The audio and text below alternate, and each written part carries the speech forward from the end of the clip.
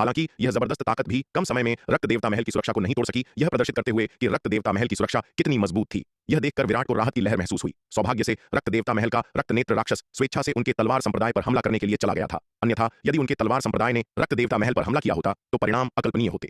बेशक उस समय रक्त देवता महल अब की तुलना में बहुत कम रक्षात्मक था। आखिरकार यह बुरी तरह से क्षतिग्रस्त हो गया था और यहां तक कि अपनी जादुई कलाकृति आत्मा को भी खो दिया था। कारण यह है कि रक्त देवता महल अब ऐसी जबरदस्त रक्षा का मालिक है क्योंकि इसे लंबे समय तक अनंत परम मीनार के दूसरे स्तर में रखा गया था। अनंत परम मीनार के दूसरे स्तर से बड़ी मात्रा में तारों की रोशनी को अवशोषित करते हुए इसकी कई छोटों की मरम्मत की और यहां तक कि अपनी जादुई कलाकृति आत्मा को भी पुनर्जीवित किया। रक्त देवता महल अब उस समय की तुलना में कम से कम 10 गुना अधिक मजबूत है जब विराट ने इसे पहली बार हासिल किया था। जैसे ही ठाकुर गजराज और अर्ध दिव्य विकास लोक विशेषज्ञों का उनका समूह पूरी ताकत से रक्त देवता महल पर हमला कर रहा था, अचानक दिव्य पवन महल के बेस से एक अतुलनीय रूप से भयानक तलवार की रोशनी निकली जो तुरंत ठाकुर परिवार के योद्धाओं पर गिरी जो संयुक्त रूप से रक्त देवता महल को घेर रहे थे। सावधान रहें, गठन बदलें। ठाकुर गजराज यह देखकर हैरान रह गया और जल्दी से चिल्लाया। हालांकि यह तलवार की रोशनी इतनी जल्दी आई कि पकड़े जाने पर इन ठाकुर परिवार के योद्धाओं के लिए गठन बदलना बेहद मुश्किल था। यह तलवार का वार ठाकुर परिवार के योद्धाओं पर भारी पड़ा जिससे 1 दर्जन से अधिक अर्ध दिव्य विकास लोक विशेषज्ञ तुरंत धूल में मिल गए। तलवार की रोशनी के अवशिष्ट बल से 1 दर्जन या तो गंभीर रूप से घायल हो गए। यह केवल इसलिए था क्योंकि उन्होंने एक युद्ध गठन बनाया था जिसने हमले की शक्ति को काफी कम कर दिया था, अन्यथा और भी मारे जाते। यह देखकर ठाकुर और जयपाल परिवार के योद्धा तुरंत आश्चर्यचकित रह गए। क्या सूर्यवीर को ठाकुर वीरेंद्र प्रताप के साथ अपनी लड़ाई में गंभीर रूप से घायल नहीं होना चाहिए था? उसके पास अभी भी इतनी भयानक युद्ध शक्ति कैसे हो सकती है? हैरान होकर ये योद्धा तुरंत पीछे हट गए, रक्त देवता महल के क्षेत्र से दूर चले गए। उनकी आंखों में सदमे और अविश्वास के साथ जब उन्होंने दिव्य पवन महल के पड़ाव की ओर देखा, ठाकुर परिवार के पड़ाव के अंदर ठाकुर वीरेंद्र प्रताप इस दृश्य को देखते हुए भी अविश्वसनीय रूप से हैरान था। सूर्यवीर के साथ उसकी लड़ाई अविश्वसनीय रूप से भयंकर थी और वह सूर्यवीर की चोटों की गंभीरता को अच्छी तरह जानता था। सूर्यवीर की चोटों को देखते हुए उसके लिए अभी भी इतनी जबरदस्त युद्ध शक्ति रखना असंभव था। एकमात्र स्पष्टीकरण यह था कि सूर्यवीर की चोटों को काफी हद तक ठीक हो गई थी, लेकिन उस लड़ाई को कितना समय हुआ था? केवल 4 या 5 दिनों में सूर्यवीर की चोटें इस हद तक कैसे ठीक हो सकती थीं? किस तरह की अविश्वसनीय रूप से शक्तिशाली औषधीय दवा यह हासिल कर सकती है? ऐसा लग रहा था कि सूर्यवीर को पिछले कुछ वर्षों में काफी भाग्य मिला है, यहां तक कि ऐसी दिव्य दवा भी प्राप्त हुई है। यह सोचकर ठाकुर वीरेंद्र प्रताप की आंखों में एक भयानक हत्यारा इरादा चमक उठा। उसने लड़ाई में शामिल होने, सूर्यवीर की घेराबंदी और हत्या में भाग लेने पर भी विचार किया, लेकिन दुर्भाग्य से उसकी चोटों बहुत गंभीर थीं। भले ही वह भाग लेने के लिए दौड़ा, वह ज्यादा फर्क नहीं कर पाएगा। जिस युद्ध शक्ति को वह वर्तमान में उजागर कर सकता था, उसके साथ वह अर्ध दिव्य विकास लोक विशेषज्ञ से बहुत अधिक मजबूत नहीं था। सूर्यवीर की चोटें गंभीर हैं, इतने शक्तिशाली हमलों के साथ वह संभवतः कई और तलवार के हमले नहीं कर सकता। अब से हमें बस सावधान रहने की जरूरत है। जाओ, हमला जारी रखो। ठाकुर गजराज ने दिव्य पवन महल के पड़ाव की दिशा की ओर देखते हुए गंभीरता से कहा। इसके बाद ठाकुर और जयपाल परिवारों के योद्धाओं ने एक बार फिर दिव्य पवन महल के पड़ाव को घेर लिया, एक युद्ध गठन बनाया और रक्त देवता महल पर संयुक्त हमला किया। हालांकि अपने पिछले अनुभव से सीखते हुए वे इस बार बहुत अधिक सतर्क थे। उन्होंने अपराध पर अपनी पूरी ताकत का इस्तेमाल नहीं किया, रक्षा के लिए काफी शक्ति आरक्षित की। कहीं ऐसा न हो कि सूर्यवीर एक ही तलवार के वार से बड़ी संख्या में योद्धाओं को मार डाले। लेकिन चूंकि उनका हमला इस बार कुछ हिचकिचाहट भरा था, इसलिए उनके हमले की प्रभावशीलता काफी कम हो गई थी। उनकी मूल हमले की शक्ति के आधार पर रक्त देवता महल की सुरक्षा को तोड़ने में उन्हें अधिकतम 1 दिन लगता, लेकिन अब उनकी हमले की शक्ति काफी कमजोर हो गई थी और 1 दर्जन से अधिक अर्ध दिव्य विकास लोक योद्धाओं की मौत और 1 और दर्जन की गंभीर चोटों के साथ उनकी लड़ने की ताकत 10वें हिस्से तक कम हो गई थी। उनकी वर्तमान गति से रक्त देवता महल की सुरक्षा को तोड़ने में उन्हें कम से कम 2 दिन लगेंगे। इसके अलावा जैसे ही उनके हमले अपने चरम पर पहुंच रहे थे, सूर्यवीर अचानक हमला करेंगे, अपनी गति को बाधित करने के लिए तलवार का वार करेंगे, जिससे उनके हमले और कमजोर हो जाएंगे। हालांकि वे सतर्क थे और रक्षा पर ध्यान केंद्रित कर रहे थे, सूर्यवीर की युद्ध शक्ति भयानक थी। प्रत्येक हमले में अभी भी कई अर्ध दिव्य विकास लोक योद्धाओं को मारने में कामयाब रहे। हालांकि यह पहले जैसा नहीं था जहां सूर्यवीर ने एक ही चाल के साथ 1 दर्जन से अधिक लोगों को मार डाला या गंभीर रूप से घायल कर दिया। अर्ध दिव्य विकास लोक विशेषज्ञों का समूह अभी भी सूर्यवीर के अप्रत्याशित हमलों के तहत घबराहट से भरा था। अनिश्चित था कि क्या वे मरने वाले अगले व्यक्ति होंगे। स्टोरेज अंगूठी भले ही वे सतर्क थे और रक्षा रहा था कि मरने वाला अगला व्यक्ति कहीं वे खुद तो नहीं होंगे। इन चिंताओं के कारण उनके मन पर भारी बोझ था, जिससे इन अर्ध दिव्य विकास लोक के योद्धाओं के हमलों की प्रभावशीलता काफी कम हो गई थी। यह देखकर ठाकुर गजराज का चेहरा क्रोध से काला पड़ डीडीएच गया। सूर्यवीर रक्त देवता महल के भीतर छिपा हुआ था और उसके पास यह अविश्वसनीय रूप से शक्तिशाली आदि जादुई खजाना था जो उसे अपनी मर्जी से हमला करने या बचाव करने की अनुमति देता था। इससे उसे एक महत्वपूर्ण लाभ मिल रहा था। घटनाओं का यह मोड़ कुछ ऐसा था जिसकी ठाकुर गजराज ने कभी उम्मीद नहीं की थी। यदि हालात ऐसे ही चलते रहे तो रक्त देवता महल की सुरक्षा को तोड़ने के लिए उन्हें अपनी सेना का 1/3 हिस्सा खोना पड़ेगा। 100 से अधिक अर्ध दिव्य विकास लोक के विशेषज्ञों का नुकसान एक विनाशकारी झटका था। यहां तक कि 3 प्राचीन कुलीन परिवारों में से एक शक्तिशाली ठाकुर परिवार के लिए भी। सबसे महत्वपूर्ण बात यह थी कि सूर्यवीर विशेष रूप से उनके ठाकुर परिवार के योद्धाओं को निशाना बना रहा था और जयपाल परिवार के लोगों को शायद ही कभी मार रहा था। यदि ठाकुर परिवार वास्तव में इस लड़ाई में 100 से अधिक अर्ध दिव्य विकास लोक के विशेषज्ञों को खो देता है तो वे गंभीर रूप से कमजोर हो जाएंगे और संभवतः 3 प्राचीन कुलीन परिवारों में सबसे कमजोर बन जाएंगे। 3 प्राचीन परिवारों में से शर्मा परिवार सबसे मजबूत है, जबकि ठाकुर और जयपाल परिवार ताकत में लगभग बराबर है, लेकिन वास्तव में ठाकुर परिवार थोड़ा अधिक शक्तिशाली है। हालांकि यदि ठाकुर परिवार 100 से अधिक अर्ध दिव्य विकास लोक के विशेषज्ञों को खो देता है तो जयपाल परिवार पर उनकी बढ़त खत्म हो जाएगी। यदि ऐसा हुआ तो भले ही ठाकुर गजराज अंततः अपने आदमियों का नेतृत्व करके सूर्यवीर को मारने में सफल हो भी जाए, लेकिन ठाकुर परिवार में लौटने पर उसे बुजुर्ग परिषद से गंभीर सजा का सामना करना पड़ेगा। इन परिणामों पर विचार करते हुए ठाकुर गजराज के पास अपनी रणनीति बदलने के अलावा कोई विकल्प नहीं था। उसने आक्रमण से अधिक रक्षा को प्राथमिकता दी। इससे उनकी आक्रामक क्षमताएं कमजोर हो गईं, लेकिन उनकी कड़ी सुरक्षा के कारण सूर्यवीर को सफलता मिलना मुश्किल हो गया। जब यह स्थिति 1 दिन तक जारी रही तो अचानक दिव्य पवन महल के परिसर में सूर्यवीर की जोरदार हंसी गूंज उठी। ठाकुर और जयपाल परिवार के बच्चों, मैं सूर्यवीर अभी के लिए तुम्हारे साथ खेलना बंद कर रहा हूं। यदि तुम इसे जारी रखने में रुचि रखते हो तो बेझिझक मुझे खोजने के लिए दक्षिणी महाद्वीप आ जाना। जैसे ही ये शब्द गूंजे, दिव्य पवन महल के परिसर के ऊपर तैरता हुआ विशाल रक्त देवता महल अचानक सिकुड़ गया और फिर बिना किसी निशान के गायब हो गया। इसके साथ ही सूर्यवीर की आभा भी गायब हो गई। यह देखकर ठाकुर गजराज और ठाकुर जयपाल परिवारों के अन्य अर्ध दिव्य विकास लोक के योद्धाओं की रीढ़ में सिहरन दौड़ गई। ये क्या हो रहा था? वे एकजुट हुए और दिव्य पवन महल परिसर पर एक शक्तिशाली हमला किया। एक कान फोड़ देने वाली दहाड़ गूंज उठी। रक्त देवता महल की सुरक्षा के बिना दिव्य पवन महल का परिसर इतने भयानक हमले को सहन नहीं कर सका और तुरंत मलबे में तब्दील हो गया। हालांकि इन खंडहरों के भीतर ठाकुर गजराज और अन्य लोगों को न तो सूर्यवीर दिखा और न ही दिव्य पवन महल का कोई अन्य सदस्य। पूरा दिव्य पवन महल परिसर बिना किसी निशान के गायब हो गया था। केवल एक खाली जगह बची थी। यह देखकर ठाकुर गजराज गुस्से में दहाड़ने से खुद को नहीं रोक सका। उसकी सारी मेहनत और भारी बलिदान बेकार चला गया था। न केवल सूर्यवीर बच निकला था, बल्कि उसने एक भी दुश्मन को नुकसान नहीं पहुंचाया था। ठाकुर गजराज का धैर्य अब जवाब दे रहा था। एल्डर गजराज, हमें आगे क्या करना चाहिए? जयपाल परिवार के एक एल्डर ने पूछा। चलो दक्षिणी महाद्वीप की ओर, ठाकुर गजराज गुस्से में चिल्लाया। इस बार चाहे कुछ भी हो जाए, सूर्यवीर को मरना ही होगा। इसके साथ ही ठाकुर गजराज आगे बढ़ा और दक्षिणी महाद्वीप की ओर उड़ गया। यह देखकर ठाकुर और जयपाल परिवार के अन्य योद्धा भी ठाकुर गजराज के पीछे पीछे दक्षिणी महाद्वीप की ओर उड़ चले। हालांकि हर कोई साथ चल रहा था, लेकिन लगभग हर कोई इस अभियान को लेकर निराशावादी था। यदि वे युमेश शाही शहर की अनुकूल परिस्थितियों में सूर्यवीर को नहीं मार सके तो वे दक्षिणी महाद्वीप में कैसे सफल हो सकते थे? दक्षिणी महाद्वीप तो दिव्य पवन महल का गढ़ था। महल के समर्थन के साथ वहां सूर्यवीर को मारना लगभग असंभव था। लेकिन चूंकि ठाकुर गजराज ऐसा करना चाहता था, इसलिए उनके पास अनुसरण करने के अलावा कोई विकल्प नहीं था। वे जानते थे कि यह केवल उनका काम नहीं था। सूर्यवीर पर उनका हमला उनकी योजना का केवल पहला हिस्सा था। पहली योजना के अलावा ठाकुर परिवार के पास एक दूसरी योजना भी थी। ठाकुर विक्रमादित्य व्यक्तिगत रूप से हस्तक्षेप करेंगे युमेश शाही शहर। जब एल्डर फणीश्वर, सेठ लालचंद, महंत गजेंद्र और अन्य शक्तिशाली हस्तियों ने खाली दिव्य पवन महल परिसर को देखा तो वे अब निश्चित हो गए थे कि सूर्यवीर के पास पौराणिक स्थानांतरण व्यूह स्थापित करने की क्षमता है। इतने सारे दिव्य पवन महल के शिष्यों को इतनी शांति से स्थानांतरित करने के लिए वे पौराणिक स्थानांतरण व्यूह के अलावा किसी अन्य तरीके के बारे में सोच भी नहीं सकते थे।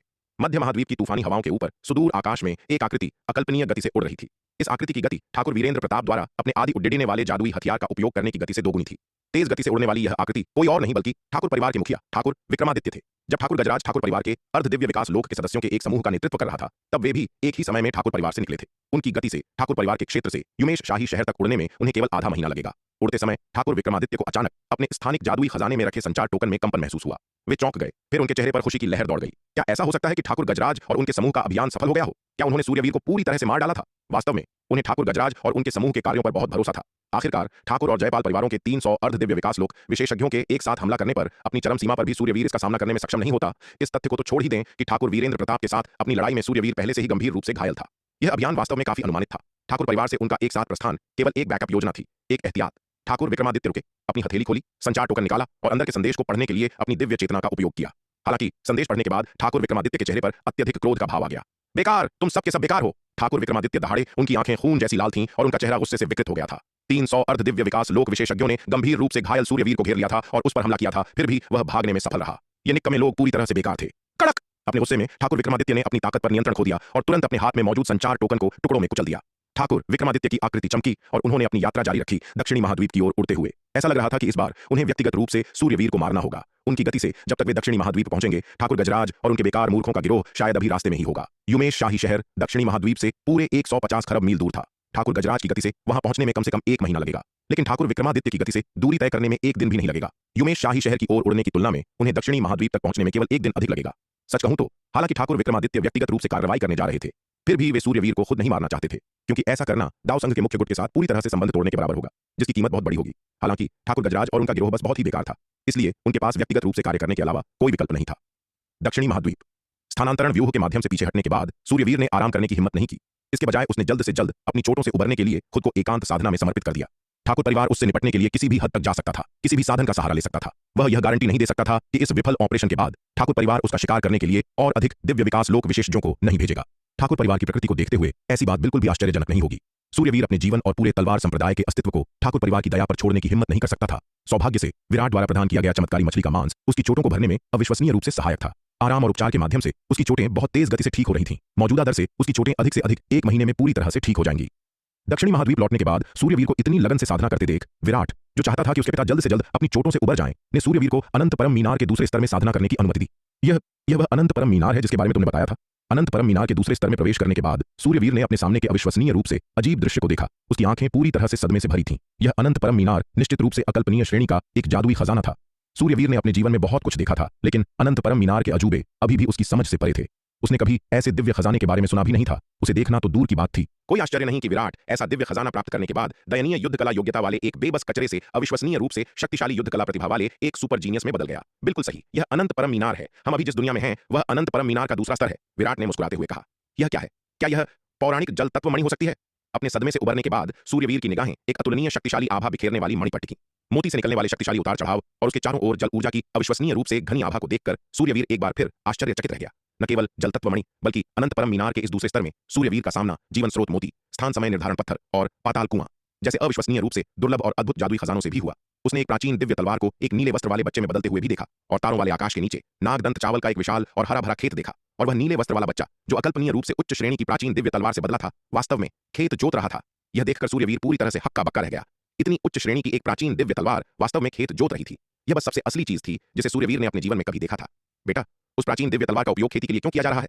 सूर्यवीर ने गहरी सांस ली। उसकी आंखें अभी भी खुले हुए आश्चर्य से भरी थीं। उसने विराट की ओर मुड़कर पूछा, क्या इस प्राचीन दिव्य तलवार का शौक इतना अनोखा है? ओह पिताजी, आपका मतलब उस नाग कमीने से है? उसके बारे में चिंता मत करो। वह एक ढीले पेंच वाला आलसी निकम्मा है। हमेशा यहाँ मुफ्त की रोटियां तोड़ता रहता है। अगर मैं उससे थोड़ा काम नहीं करवाऊंगा तो क्या मैं उसे पालने में अपना समय बर्बाद नहीं कर रहा हूंगा? विराट ने शांति से हाथ हिलाया और कहा, इसके अलावा वह लड़का उस तरह का है जो अगर मैं उसे 3 दिनों तक अनुशासन में न रखूं तो नियंत्रण से बाहर हो जाएगा। उससे थोड़ा काम करवाने से वह बहुत ज्यादा अहंकारी होने और यह भूलने से बचेगा कि यहाँ इंचार्ज कौन है। यह सुनकर सूर्यवीर एक और गहरी सांस लेने से खुद को नहीं रोक सका। वह विराट के सिर पर थप्पड़ मारने और उस बच्चे की अच्छी तरह से पिटाई करने का विरोध लगभग नहीं कर सका। इतनी उच्च गुणवत्ता वाली एक प्राचीन दिव्य तलवार और तुम उसे खेती के लिए उपयोग कर रहे हो। इसे बर्बादी भी नहीं कहा जा सकता। उन जैसे योद्धाओं के लिए ऐसी प्राचीन दिव्य तलवार प्राप्त करना एक ऐसा खजाना होगा जिसे वे अपनी जान की तरह संजोएंगे। फिर भी इस बच्चे ने इसके बजाय सीधे इस प्राचीन दिव्य तलवार की आत्मा को खेतों में जोतने के लिए लगा दिया। नाग, यहाँ आओ। ठीक उसी समय जब सूर्यवीर विराट को पीटकर अपना गुस्सा निकालने वाला था, विराट ने दूर खड़े नीले वस्त्र वाले लड़के को इशारा किया और पुकारा, विराट, क्या बात है? विराट की पुकार सुनकर नीले वस्त्र वाला लड़का खुद को घसीटता हुआ आया और विराट को बेरुखी से देखने लगा। हाल ही में उस छोटे बेवकूफ ने उसका सहयोग करना बंद कर दिया था और क्योंकि वह जो मुनाफा निचोड़ सकता था वह बहुत कम था, इसलिए नीले वस्त्र वाले लड़के ने हाल ही में काम करने की सारी प्रेरणा खो दी थी। विशेष रूप से उस छोटे बेवकूफ को हर दिन अच्छा खाते पीते और लगातार उसके सामने दिखावा करते हुए देखकर नीले वस्त्र वाले लड़के को और भी अधिक नाराजगी महसूस हुई। नाग, ये मेरे पिताजी हैं। विराट ने सूर्यवीर की ओर देखते हुए नीले वस्त्र वाले लड़के से कहा, मुझे पहले से ही पता था। तुम्हें मुझे बताने की क्या जरूरत थी? मैं अंधा नहीं हूं। नीले वस्त्र वाले लड़के ने हाथ हिलाया, लापरवाही के भाव से बोलते हुए। वह अनंत परम मीनार के अंदर था और देख सकता था कि बाहर क्या हो रहा है। वह सूर्यवीर की वापसी के बारे में पहले से ही जानता था। इस लड़के का लापरवाह रवैया देखकर विराट का चेहरा काला पड़ गया। वह लड़के के सिर पर थप्पड़ मारने से खुद को नहीं रोक सका और कोसते हुए बोला, अबे लकड़ी के दिमाग, तू मेरे पिता को प्रणाम भी नहीं करेगा क्या? तुझे लगता है कि तू बहुत बड़ा 30 मार खां है? थप्पड़ खाने के बाद सूर्यवीर को झुककर प्रणाम करने के लिए मजबूर होने पर नीले वस्त्र वाले लड़के ने कहा, प्रणाम साथी दांववादी सूर्यवीर। लेकिन इससे पहले कि वह अपनी बात पूरी कर पाता, उसे विराट से सिर पर एक और थप्पड़ मिला। मुझे साथी दांववादी सूर्यवीर कह रहा है? क्या इसका मतलब है कि तू मेरे पिता के बराबर बनना चाहता है, मुझसे एक पीढ़ी ऊपर? विराट ने कहा। उसका चेहरा तिरस्कार से काला था। नीले वस्त्र वाले लड़के ने विराट द्वारा बार बार पीटे जाने और डांटे जाने के बाद आखिरकार अपना आपा खो दिया। वह उछल पड़ा और चिल्लाया, विराट, तुम आखिर चाहते क्या हो? बताओ। अगर मैं तुम्हें पिताजी न कहूं तो मुझे तुम्हें क्या कहना चाहिए? क्या तुम उम्मीद करते हो कि मैं उन्हें पिताजी कहूं जैसे तुम कहते हो? मेरे पिता का तुम्हारे जैसा दिमाग से पैदल बेटा नहीं होता। विराट ने लड़के के सिर पर फिर से थप्पड़ मारा, गुस्से में जवाब दिया। हालांकि उसने वास्तव में यह नहीं सोचा था कि लड़के को सूर्यवीर को कैसे संबोधित करना चाहिए। एक पल के विचार के बाद विराट ने लड़के को देखा और कहा, अब से तुम मुझे युवा मालिक कहोगे, जैसे चंपा कहती है। हम विराट, क्या तुम मुझसे उम्मीद करते हो कि मैं तुम्हें युवा मालिक कहूं जैसे वह छोटी लड़की चंपा कहती है? नीले वस्त्र वाले लड़के ने कुछ असंतोष से कहा। हालांकि सूर्यवीर एक दिव्य विकास लोक विशेषज्ञ था, लेकिन लड़के की नजर में वह इस उपाधि के योग्य होने से बहुत दूर था। वह वास्तव में सूर्यवीर को मालिक कहने में हिचकिचा रहा था। अगर तुम चाहो तो तुम मुझे निश्चित रूप से युवा मालिक कह सकते हो। विराट ने उस पर नजर डाली और कहा, वह खुश होगा अगर यह लड़का उसे युवा मालिक कहे। तुम चाहते हो कि मैं तुम्हें युवा मालिक कहूं? तुम सपने देख रहे हो। नीले वस्त्र वाले लड़के ने गुस्से से कहा। हालांकि विराट के दबाव में उसे अभी भी सूर्यवीर को मालिक के रूप में संबोधित करना पड़ा। आखिरकार स्थिति उसके नियंत्रण से बाहर थी और विराट उसका मालिक था। विराट के पास उससे निपटने के बहुत सारे तरीके थे। सूर्यवीर इस दृश्य से हैरान था। उसकी नजर में नीले वस्त्र वाला लड़का जो इस प्राचीन दिव्य तलवार की आत्मा था, अथाह शक्तिशाली था, तो वह विराट के प्रति इतना आज्ञाकारी क्यों था?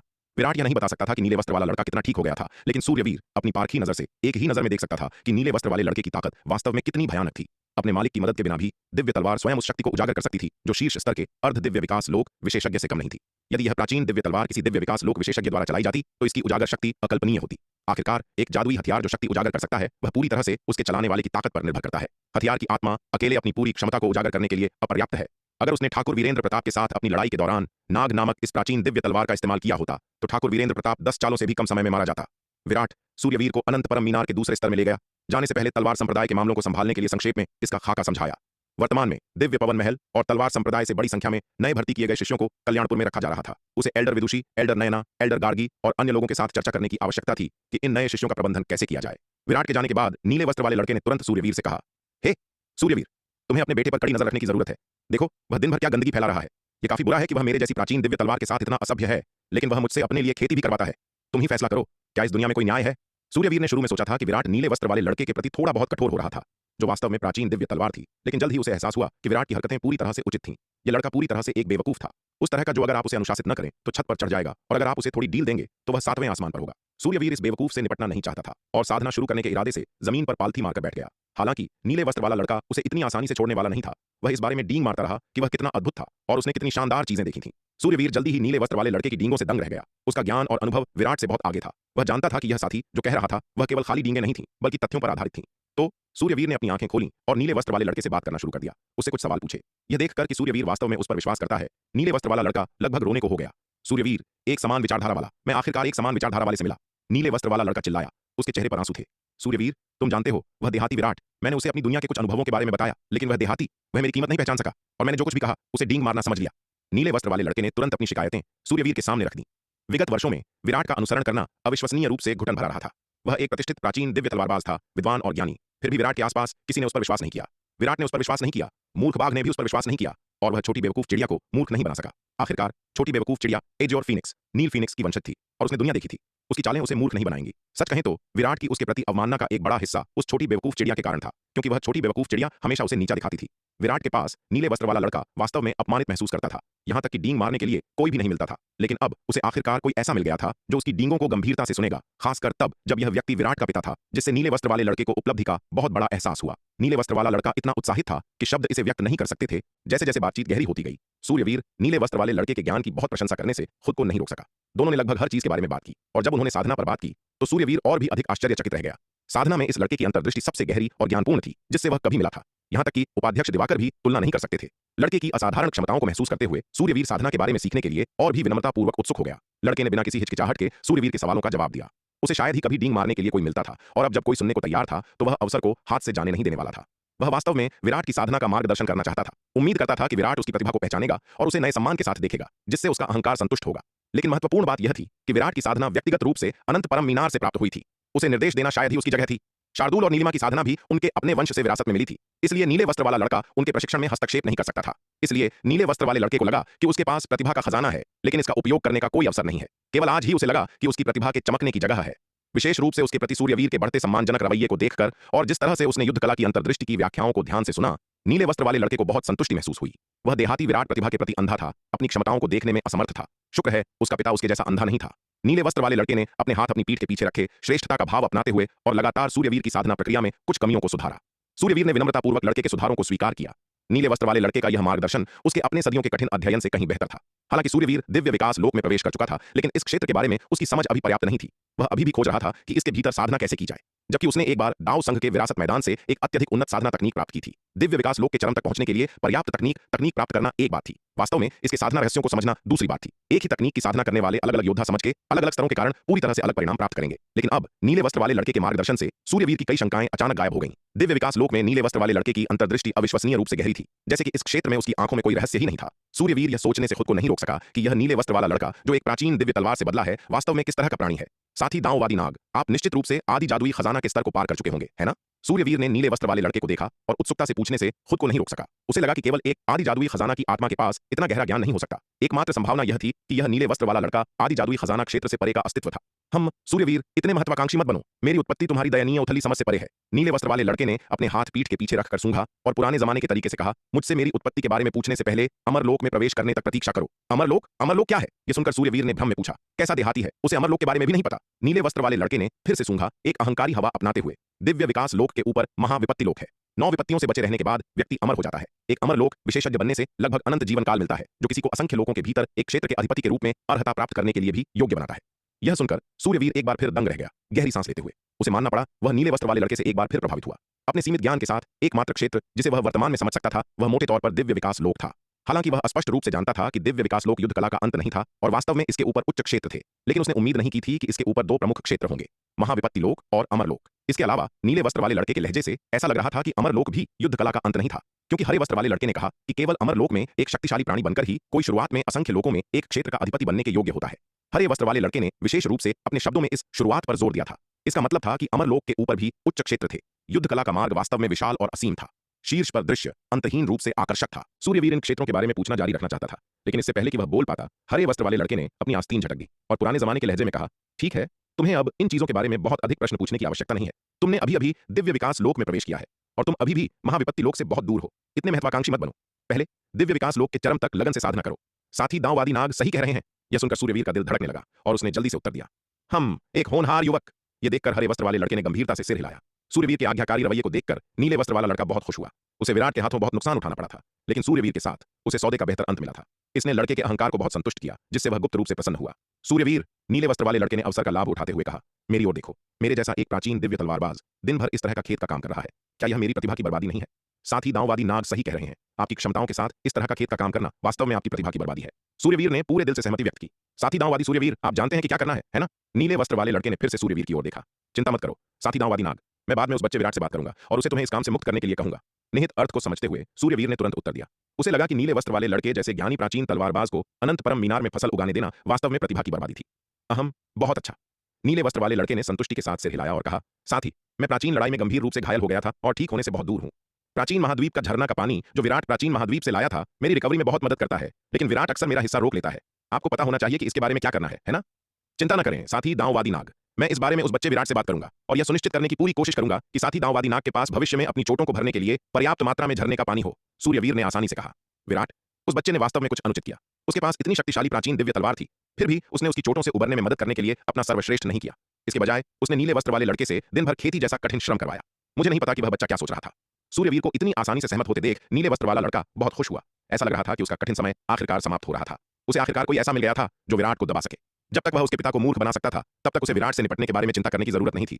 बेशक उस शाम रात के खाने के बाद सूर्यवीर ने विराट से नीले वस्त्र वाले लड़के के बारे में बात की। उसे बताया कि वह लड़के से अब खेती न करवाए और लड़के को प्राचीन महाद्वीप से झरने के पानी की पर्याप्त आपूर्ति प्रदान की जाए। सूर्यवीर की बातें सुनकर विराट की आंखें अविश्वास से फैल गईं। पिताजी, क्या आपका दिमाग खराब हो गया है? आप वास्तव में उस बेवकूफ के लिए बोल रहे हैं? विराट ने सूर्यवीर को अविश्वास से देखा। उसके पिता केवल एक दिन से भी कम समय के लिए अनंत परम मीनार में रहे थे। 10 गुना समय त्वरण के साथ भी अनंत परम मीनार के दूसरे स्तर के अंदर 10 दिन से भी कम समय बीता था। इतने कम समय में क्या पिताजी पूरी तरह से उस हरे वस्त्र वाले लड़के द्वारा मूर्ख बनाए जा सकते हैं? अरे बच्चे, तुम क्या कह रहे हो? सूर्यवीर ने नाराज होकर विराट के सिर पर थप्पड़ मारा। साथी दांववादी नाग एक प्रतिष्ठित प्राचीन दिव्य तलवार है और वह विद्वान और ज्ञानी है। उसे खेती करने के लिए कहना वास्तव में बहुत दूर जाना है। विराट अवाक रह गया। अरे नहीं, पिताजी वास्तव में उस नाग लड़के द्वारा मूर्ख बनाए गए हैं। उनका लहजा बिल्कुल उस लकड़ी के दिमाग जैसा है। विराट बहस जारी रखना चाहता था। अपने पिता को समझाने की कोशिश कर रहा था कि हरे वस्त्र वाला लड़का सिर्फ एक डींग मारने वाला मूर्ख था। उसकी बातें पूरी तरह से अविश्वसनीय थीं और उन्हें कुछ शब्दों से मूर्ख नहीं बनना चाहिए। हालांकि सूर्यवीर ने अपना हाथ खारिज करते हुए हिलाया और कहा, ठीक है, मैंने तुम्हें पहले ही बता दिया है कि क्या हुआ। यह तय हो गया है। उसने पहले ही साथी दांववादी नाग से डींग मार दी थी कि वह इस मामले को संभालने की गारंटी देगा, और अगर विराट सहमत नहीं होता तो क्या वह साथी दांववादी नाग के सामने अपना चेहरा नहीं खोदेगा। इसलिए सूर्यवीर विराट को तर्क के लिए कोई जगह नहीं देता और सीधे उसके लिए निर्णय लेता। यह देखकर विराट को नाराजगी की लहर महसूस हुई, लेकिन वह कुछ नहीं कर सकता था। आखिरकार यह उसके पिता थे। सूर्यवीर दूसरों की तरह नहीं थे। अगर उसने उन्हें नाराज किया तो वे वास्तव में उसे पीटेंगे। इसके अलावा सूर्यवीर हमेशा मानते थे कि पिता का अपने बेटे को पीटना पूरी तरह से स्वाभाविक था और इसके पीछे कोई तर्क नहीं था। असहाय विराट के पास सूर्यवीर के कहे अनुसार करने के अलावा कोई विकल्प नहीं था। वह हरे रंग में छोटा बच्चा अब अपने पिता के समर्थन के साथ आत्मविश्वास से भरा था और उसके सामने अविश्वसनीय रूप से अहंकारी था। विराट ने चुपचाप इसे नोट कर लिया।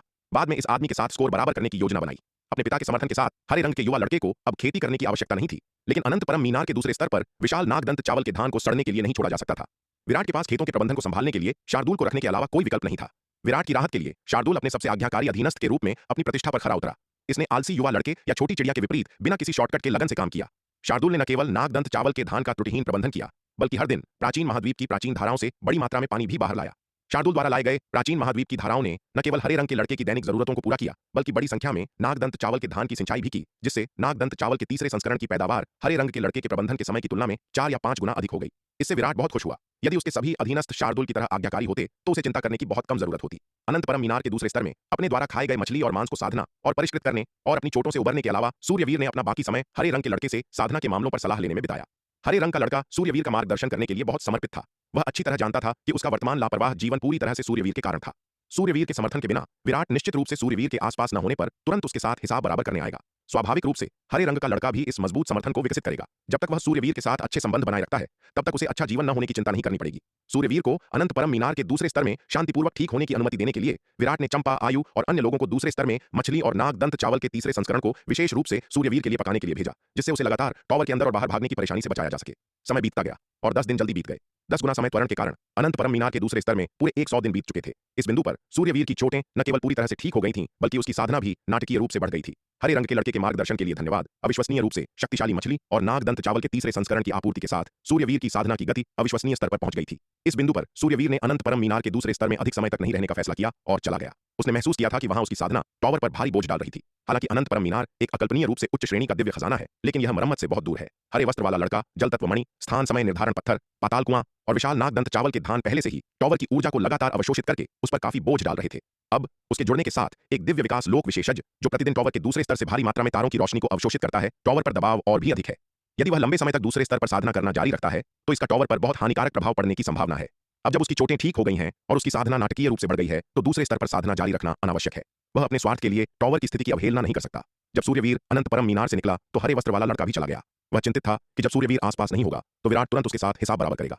अनंत परम मीनार छोड़ने के बाद हरे वस्त्र वाला लड़का सूर्यवीर का अनुसरण करता रहा, उसे उसकी साधना पर निर्देश देता रहा और कभी कभी उसके सामने दिखावा और डींग मारता रहा। केवल सूर्यवीर के सामने ही उसका अहंकार बहुत संतुष्ट हो सकता था और वह उपलब्धि का एक बड़ा एहसास महसूस कर सकता था। अनंत परम मीनार के दूसरे स्तर को छोड़ने के बाद सूर्यवीर ने अपना अधिकांश समय बाहरी आकाश में अपनी तलवारबाजी का अभ्यास करने में बिताया। दूसरे स्तर के अंदर वह प्रतिबंधित था, उस क्षेत्र को नुकसान पहुंचाने के डर से शक्तिशाली युद्ध कला तकनीकों को उजागर करने से डरता था। लेकिन शक्ति सिंधु महाद्वीप से बहुत दूर खाली ब्रह्मांडीय शून्य में वह अपनी तलवारों को स्वतंत्र रूप से चला सकता था, यहां तक कि शून्य को भी चकनाचूर कर सकता था। सूर्यवीर, नहीं नहीं, तुम्हारी तलवार तकनीक की असली ऊर्जा को प्रसारित करने की विधि गलत है और महान दांव के साथ इसका समन्वय अविश्वसनीय रूप से कठोर है।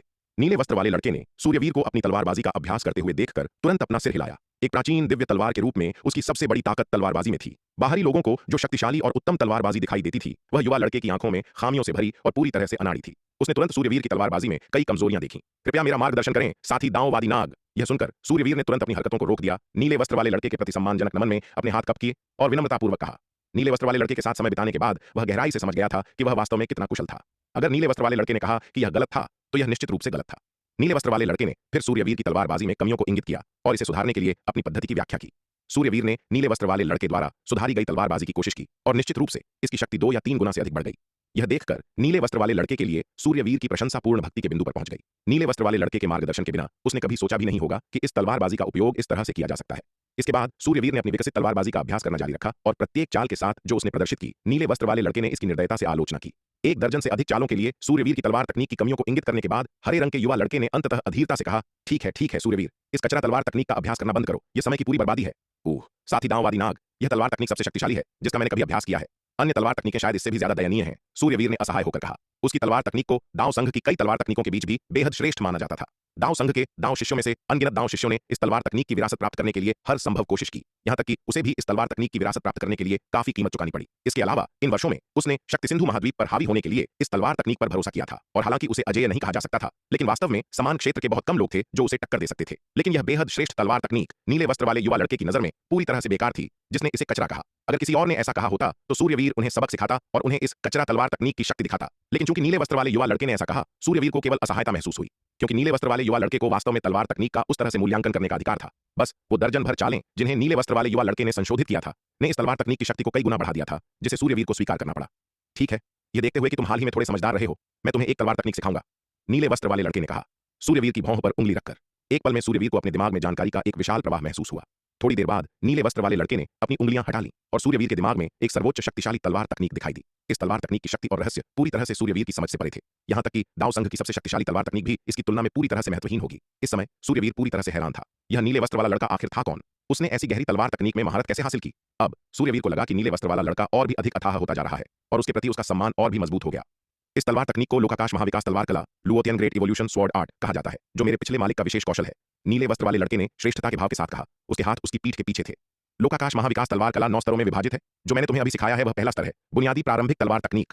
हिस, यह सुनकर सूर्यवीर एक बार फिर सदमे में हाँफने लगा। उसकी नजर में यह उत्कृष्ट रूप से सुंदर तलवार तकनीक लोकाकाश महाविकास तलवार कला का केवल पहला स्तर थी, बस बुनियादी प्रारंभिक तलवार तकनीक। इस तलवार कला का सच्चा सार कितना गहरा और सूक्ष्म होगा, यह बस अकल्पनीय था।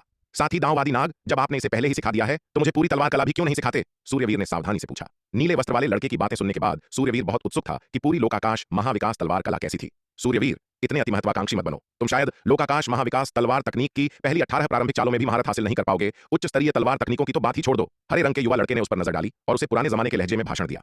लोकाकाश महाविकास तलवार तकनीक के दूसरे स्तर के लिए कम से कम एक रूपांतरण लोक विशेषज्ञ की आवश्यकता होती है। क्या तुम्हारे पास रूपांतरण लोक की ताकत है? यह सुनकर सूर्यवीर तुरंत चुप हो गया। ठीक है, अब से तुम मेरे द्वारा सिखाई गई तलवार तकनीकों के अनुसार साधना करोगे। हरे रंग के युवा लड़के ने अपने हाथ अपनी पीठ के पीछे रखे और सूर्यवीर को नीचे देखा। जी साथी दांववादी नाग। सूर्यवीर जल्दी से सहमत हो गया। जैसे जैसे हरे रंग के युवा लड़के द्वारा प्रदर्शित ज्ञान और अधिक भयानक होता गया, हरे रंग के युवा लड़के के प्रति सूर्यवीर का रवैया और अधिक सम्मानजनक होता गया। अब वह लगभग हरे रंग के युवा लड़के को अपना गुरु मानता था। हरे रंग का युवा लड़का उसकी साधना में समस्याओं पर मार्गदर्शन लगभग हमेशा सटीक होता था, कील को सिर पर मारता था। हरे रंग के युवा लड़के से मार्गदर्शन प्राप्त करने के बाद सूर्यवीर को लगा कि उसे बहुत लाभ हुआ है। लड़के ने अनिवार्य रूप से उसके लिए एक विशाल रास्ता खोल दिया था जो युद्ध कला के शिखर की ओर ले जाता था। लड़के का कौशल और अंतर्दृष्टि किसी भी युद्ध कला के वरिष्ठ से कहीं बेहतर थी जिसका उसने पहले सामना किया था।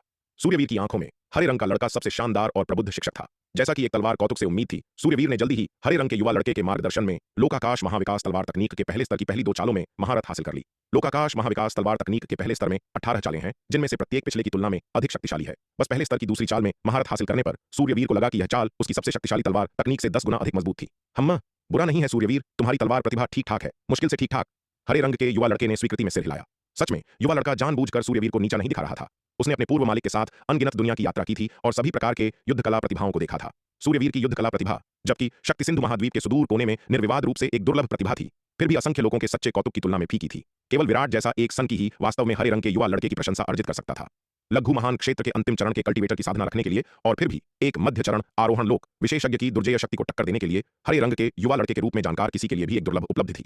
विराट की समान क्षेत्र में युद्ध कौशल को पहले से ही पूरे असंख्य लोकों में भी सच्ची प्रतिभा माना जाता था। जहां तक शक्ति सिंधु महाद्वीप की तथाकथित प्रतिभाओं की बात है, यहां तक कि पृथ्वी योद्धा सूची के शीर्ष 10 में स्थान पाने वाले जैसे ठाकुर वीरेंद्र प्रताप, जगन जयपाल और कुंवर ललित, हरे रंग के युवा लड़के ने उन्हें अपने ध्यान के योग्य भी नहीं माना। ये तथाकथित प्रतिभाएं असंख्य लोकों में निपट कचरे के अलावा कुछ नहीं थीं। हरे रंग के युवा लड़के द्वारा प्रोत्साहित किए जाने पर सूर्यवीर ने अपनी तलवारबाजी का और भी अधिक लगन से अभ्यास किया। तलवारबाजी प्रतिभा के संदर्भ में सूर्यवीर का मानना था कि पूरे शक्ति सिंधु महाद्वीप में भी बहुत कम लोग उसकी तुलना कर सकते थे। हालांकि हरे रंग के युवा लड़के के अनुसार वह केवल मुश्किल से ठीक ठाक था। अगर किसी और ने ऐसा कहा होता तो सूर्यवीर ने इसे गंभीरता से नहीं लिया होता, लेकिन हरे रंग के युवा लड़के से आने पर वह इसे स्वीकार करने से खुद को नहीं रोक सका।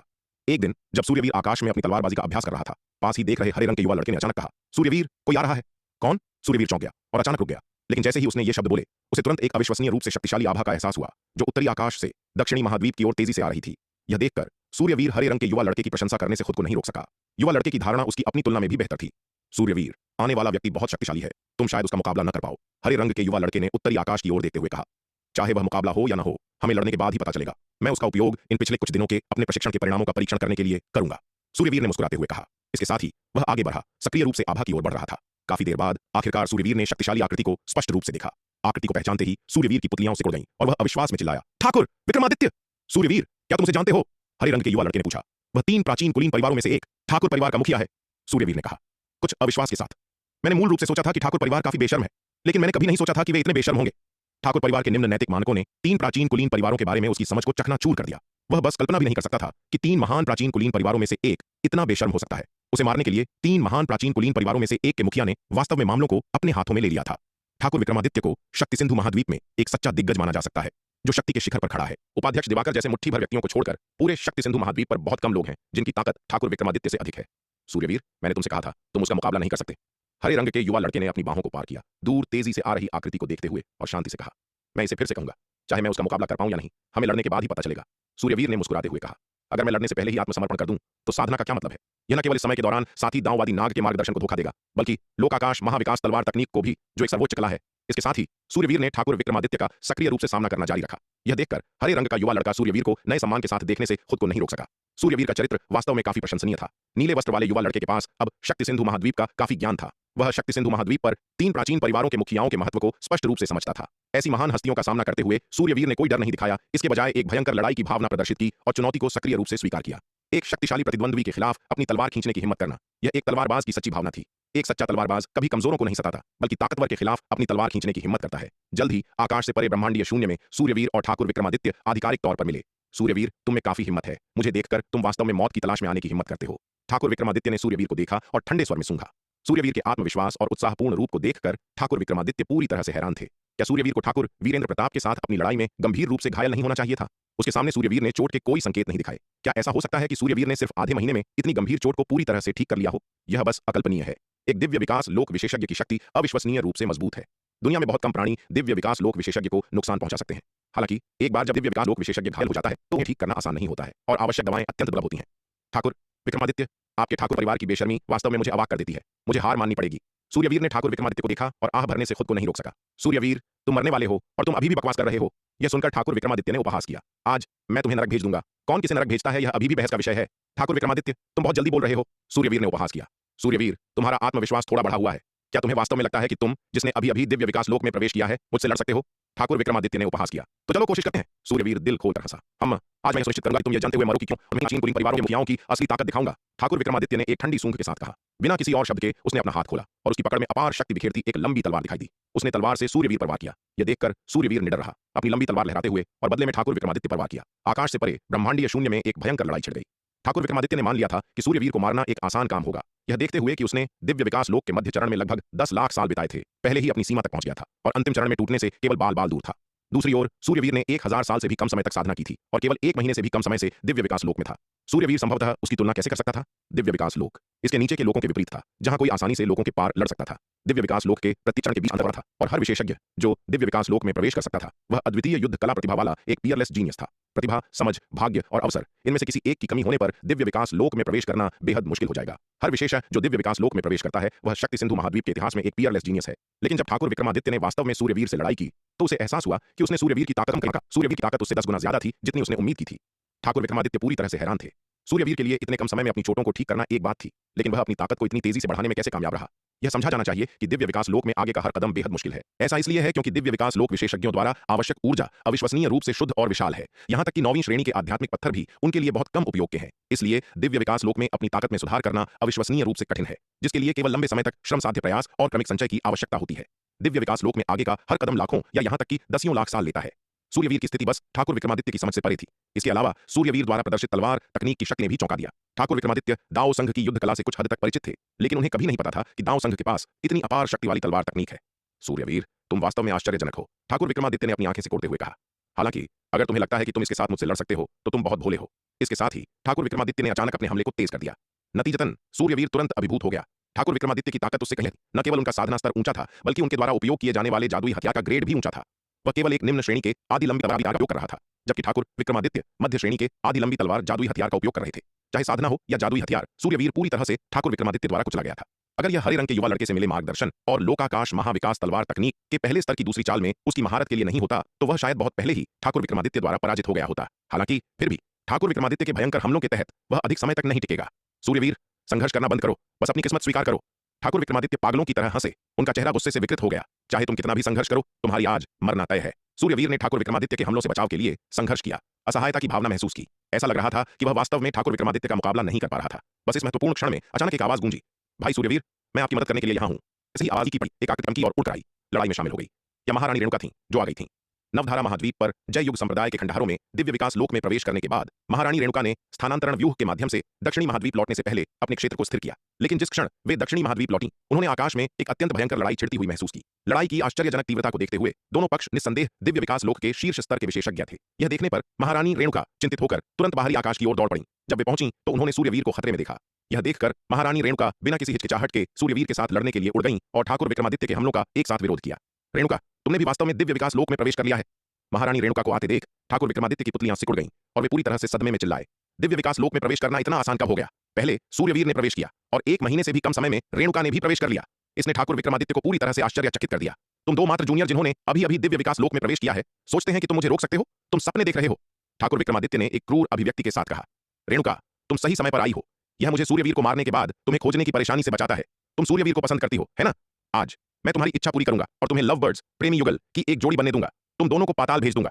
इसके साथ ही ठाकुर विक्रमादित्य ने एक अविश्वसनीय रूप से क्रूर हमला किया। उनके हमले की भयानक शक्ति इतनी अधिक थी कि सूर्यवीर और महारानी रेणुका के एक साथ आने पर भी वे अभी भी इसका सामना नहीं कर सके। सूर्यवीर और महारानी रेणुका दोनों भयभीत थे। क्या यह 3 प्राचीन परिवार के मुखियाओं की असली ताकत थी?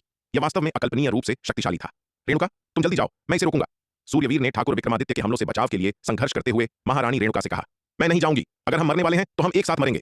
यह सुनकर महारानी रेणुका ने अपने लाल होंठों को काटा और दृढ़ता से कहा। उन्होंने सूर्यवीर के सबसे कठिन समय के दौरान उसके साथ लड़ने का मौका गंवा दिया था और अब वे ऐसा अवसर फिर से कैसे चूक सकती थीं? रेणुका, तुम क्या बकवास कर रही हो? अपनी जान गंवाने के अलावा यहां रहने से तुम्हें क्या फायदा होगा? सूर्यवीर ने चिंता से कहा। मैं तुमसे विनती कर रहा हूं, कृपया चली जाओ। क्या तुम पूरे दिव्य पवन महल को छोड़ने जा रही हो? भाई सूर्यवीर, कृपया अब और मत कहो। मैं नहीं जाऊंगी। मैंने दिव्य पवन महल के लिए काफी कुछ किया है। महारानी रेणुका ने अपना सिर हिलाया, अटूट दृढ़ संकल्प के साथ बोलते हुए। आज का दिव्य पवन महल इतिहास में अपने सबसे गौरवशाली समय से भी अधिक समृद्ध है। मैंने गुरु की इच्छाओं को पूरा किया है और मुझे अब कोई पछतावा नहीं है। सूर्यवीर की ताकत सचमुच खौफनाक थी। दिव्य विकास लोक में कदम रखते ही उनके पास इतनी शक्ति आ गई थी। अगर उन्हें और वक्त मिल गया तो भविष्य में वो क्या कर गुजरेंगे, इसकी कल्पना भी नहीं की जा सकती थी। बिल्कुल सही, इस बार हमें सूर्यवीर को हर हाल में रास्ते से हटाना होगा। सूर्यवीर हमारे ठाकुर परिवार के लिए बहुत बड़ा खतरा बन चुका है। अगर हमने उसे अभी खत्म नहीं किया तो मैं नहीं जाऊंगी। मैंने दिव्य पवन महल के लिए बहुत कुछ कर दिया है। महारानी रेणुका ने सिर हिलाते हुए अटूट निश्चय के साथ कहा, आज का दिव्य पवन महल अपने इतिहास के सबसे गौरवशाली दौर से भी अधिक समृद्ध है। मैंने गुरु मां की इच्छाओं को पूरा कर दिया है और अब मुझे कोई पछतावा नहीं है। उस समय दिव्य पवन महल की उल्लंघनों के कारण उन्होंने सूर्यवीर के साथ जाने का विकल्प नहीं चुना था, जो उनके जीवन का सबसे बड़ा पछतावा बन गया था। वह नहीं चाहती थी कि इस बार भी वही गलती हो और वह जीवन भर पछताती रहे। दिव्य पवन महल में अब 1 दर्जन से अधिक अर्ध दिव्य विकास लोक के विशेषज्ञ मौजूद हैं, चाहे वह एल्डर विदुषी हों, एल्डर योगिता हों या एल्डर नयना। वे सभी दिव्य पवन महल को नियंत्रित करने और इसे आगे ले जाने में पूरी तरह सक्षम है। दिव्य पवन महल अब उनकी कल्पना से दर्जनों गुना बेहतर विकसित हो चुका है। वह पहले ही अपनी गुरु मां की अपेक्षाओं और जिम्मेदारियों से आगे निकल चुकी है। अब समय आ गया है कि वह अपने लिए जीवन जिए। जाना चाहती हो? सपने देखना छोड़ दो, ठाकुर विक्रमादित्य ने उपहास किया। आज तुम में से कोई भी जीवित नहीं बच पाएगा। इतना कहकर ठाकुर विक्रमादित्य ने अपनी तलवार से फिर हमला कर दिया। इस बार उनका सीधा निशाना महारानी रेणुका थी। यह देख सूर्यवीर ने महारानी रेणुका को इस हमले से बचाने के लिए पलक झपकते ही उनके सामने छलांग लगा दी और बड़ी बहादुरी से अपनी तलवार चलाकर उस घातक वार को रोक लिया। धड़ाम! एक कान फोड़ देने वाली गर्जना ने आसमान और धरती को हिलाकर रख दिया। ठाकुर विक्रमादित्य की तलवार के प्रहार से सूर्यवीर लाखों मील दूर जा गिरे और उनके मुंह से खून का फव्वारा छूट पड़ा। भैया सूर्यवीर! महारानी रेणुका ने घबराहट में चीख लगाई। अरे सूर्यवीर, मैंने तुमसे पहले ही कहा था कि तुम उसका मुकाबला नहीं कर सकते, लेकिन तुमने जिद की। अब भरोसा हुआ। मेरी सलाह न मानने पर पछताओगे। देखो, मेरी बात न मानने का अंजाम बहुत बुरा होता है। उसी समय नीले वस्त्र पहने वह बालक अचानक सूर्यवीर के पास प्रकट हुआ। सिर हिलाते हुए और आह भरते हुए बोला, साथी नाग, तुम्हें यहां से जल्दी चले जाना चाहिए। अगर उसने मुझे मार दिया तो तुम भी उसके हाथों में पड़ जाओगे।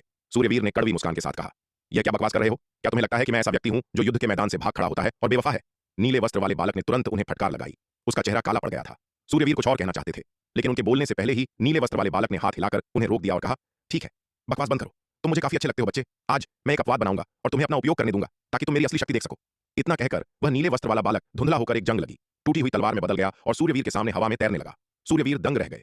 साथी नाग का मतलब था कि उन्हें उसके साथ लड़ना चाहिए। जब से उन्होंने उस नीले वस्त्र वाले बालक को अपना गुरु माना था, सूर्यवीर ने उसे बहुत सम्मान दिया था और कभी ऐसा विचार अपने मन में नहीं लाया था। सूर्यवीर, किसका इंतजार कर रहे हो? जल्दी करो, वरना वह छोटी लड़की रेणुका मारी जाएगी। नीले वस्त्र वाले बालक ने सूर्यवीर को अभी भी अचंभित देख आग्रह किया। यह सुनकर सूर्यवीर का दिल जोर से धड़कने लगा। उन्होंने ऊपर देखा और पाया कि महारानी रेणुका अपनी सबसे तीव्र हताश गुप्त तकनीक को जला रही थी और ठाकुर विक्रमादित्य के हमले का विरोध करने के लिए अपनी जीवन शक्ति का बलिदान कर रही थी। हालांकि महारानी रेणुका और ठाकुर विक्रमादित्य की शक्ति में बहुत बड़ा अंतर था। भले ही उनकी हताश गुप्त तकनीक ने उनकी शक्ति को काफी बढ़ा दिया हो, फिर भी उनके लिए ठाकुर विक्रमादित्य को ज्यादा देर तक रोकना मुश्किल था। यह देख सूर्यवीर ने अब और संकोच नहीं किया। उन्होंने अपने सामने तैर रही जंग लगी टूटी हुई तलवार को थाम लिया और बिजली की गति से ठाकुर विक्रमादित्य की ओर लपके।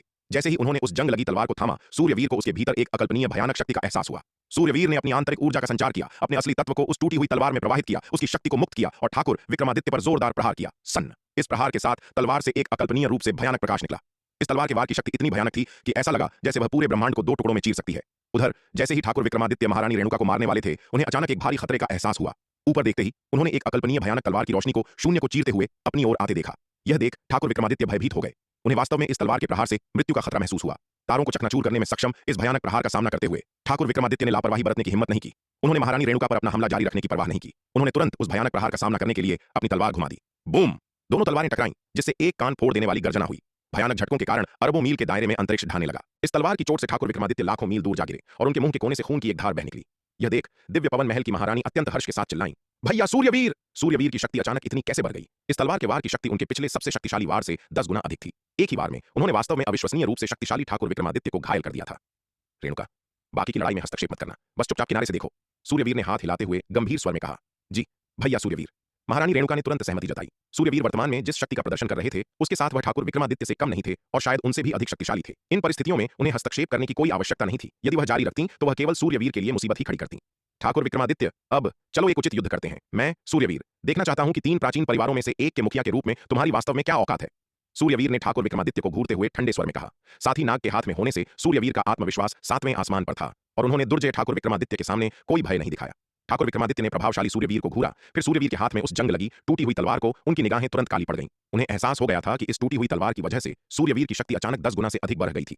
पहले उन्होंने सूर्यवीर के साथ आने वाले नीले वस्त्र वाले बालक पर ज्यादा ध्यान नहीं दिया था, क्योंकि उस बालक की आभा विशेष रूप से मजबूत नहीं थी, ज्यादा से ज्यादा बस एक सामान्य अर्धचरण आदि जादुई हथियार जैसी। लेकिन अब यह स्पष्ट था कि उन्होंने गलत अनुमान लगाया था। वह नीले वस्त्र वाला बालक कोई अर्धचरण आदि जादुई हथियार नहीं था, बल्कि अकल्पनीय रूप से उच्च श्रेणी की एक दिव्य तलवार थी। निश्चित रूप से ठाकुर विक्रमादित्य का गलत अनुमान सूर्यवीर की तुलना में समझ की कमी के कारण नहीं था, बल्कि इसलिए था क्योंकि नीले वस्त्र वाले बालक ने जानबूझकर अपनी आभा छिपाई थी। अनंत परम मीनार के दूसरे स्तर में जब सूर्यवीर पहली बार उस नीले वस्त्र वाले बालक से मिले थे, तो वे तुरंत उसकी असाधारण प्रकृति को पहचानने में सक्षम थे, क्योंकि वह बालक जानबूझकर दिखावा कर रहा था। सूर्यवीर के सामने अपनी सबसे शक्तिशाली पक्ष प्रदर्शित करने के लिए उत्सुक था, ताकि वह उसके सामने शेखी बघार सके। सूर्यवीर, क्या तुम्हें लगता है कि तुम एक कचरा तलवार के साथ मेरा मुकाबला कर सकते हो? तुम बहुत ही नादान हो। ठाकुर विक्रमादित्य ने सूर्यवीर को घूरते हुए कहा। उनकी निगाहें काली और खतरनाक थीं। सूर्यवीर, मेरे लिए इसे मार डालो। नीले वस्त्र वाले बालक ने ठाकुर विक्रमादित्य के शब्दों को सुनकर क्रोध में दहाड़ लगाई। लानत है, मेरी टूटी हुई तलवार का अपमान करने की इसकी हिम्मत कैसे हुई? यह मुसीबत मोल ले रहा है। वह उस छोटी बेवकूफ चिड़िया द्वारा उसकी टूटी हुई तलवार का अपमान सहन कर सकता था। आखिरकार उसके पास विराट का समर्थन था और इसके अलावा वह व्यावहारिक रूप से उनके अपने लोगों में से एक थी, महज एक अनुभवहीन, एक प्राचीन दिव्य तलवार के रूप में वह उसके स्तर तक नहीं गिरेगा। लेकिन यह ठाकुर विक्रमादित्य कौन था जो उसकी टूटी हुई तलवार का अपमान करने की हिम्मत कर रहा था? निश्चिंत रहें साथी नाग, आज मैं सूर्यवीर इसे आसानी से नहीं जाने दूंगा। सूर्यवीर ने सहमति में सिर हिलाया। बिना एक और शब्द कहे उन्होंने ठाकुर विक्रमादित्य पर एक और तेज तलवार का प्रहार किया। भयानक रूप से शक्तिशाली तलवार की रोशनी को देखकर ठाकुर विक्रमादित्य ने लापरवाही बरतने की हिम्मत नहीं की और तुरंत मुकाबला करने के लिए अपना ध्यान केंद्रित किया। इसके बाद सूर्यवीर और ठाकुर विक्रमादित्य एक और धरती हिला देने वाले युद्ध में उलझ गए। यह युद्ध पिछले वाले की तुलना में कई गुना अधिक तीव्र था। अब दोनों एक दूसरे को मारने के लिए हताश पूरी ताकत के साथ लड़ रहे थे। जैसे ही दोनों एक भयंकर संघर्ष में उलझे हुए थे, दूर एक शून्य अचानक खुल गया और एक गरिमामय मध्यम आयु वर्ग का व्यक्ति उसमें से निकला। यह गरिमामय व्यक्ति कोई और नहीं बल्कि उपाध्यक्ष दिवाकर का दिव्य चेतना क्लोन था। उन्होंने वास्तव में यहां हो रहे भयानक युद्ध को बहुत पहले ही महसूस कर लिया था, लेकिन पहले वह असुर सेनापति असुर भैरव का सामना कर रहे थे और आसानी से विचलित होने की हिम्मत नहीं कर सकते थे। इसलिए उन्होंने जांच करने के लिए अपने दिव्य चेतना क्लोन को भेजने के लिए स्थान को चीरने में देरी की थी। अब जब सीमा पर लड़ाई कुछ कम हो गई थी तो आखिरकार उन्हें अपना दिव्य चेतना क्लोन भेजने का समय मिल ही गया। उपाध्यक्ष दिवाकर की दिव्य चेतना अवतार ने दूर के युद्ध क्षेत्र पर एक नजर डाली। दोनों योद्धाओं के चेहरों को देखकर उपाध्यक्ष दिवाकर तुरंत क्रोधित हो गए। ठाकुर विक्रमादित्य ने सूर्यवीर का शिकार करने के लिए व्यक्तिगत रूप से दक्षिणी महाद्वीप आने की हिम्मत की। ठाकुर परिवार बहुत दुस्साहसी था। यह व्यावहारिक रूप से दाव संघ की मर्यादा को चुनौती दे रहा था। क्या ठाकुर विक्रमादित्य को वास्तव में लगा कि सिर्फ इसलिए कि वह 3 प्राचीन दाव संघ उसके दिवाकर तुरंत वहां जाकर युद्ध को रोकना चाहते थे, लेकिन जैसे ही वे आगे बढ़ने वाले थे वे अचानक रुक गए। कुछ गड़बड़ थी।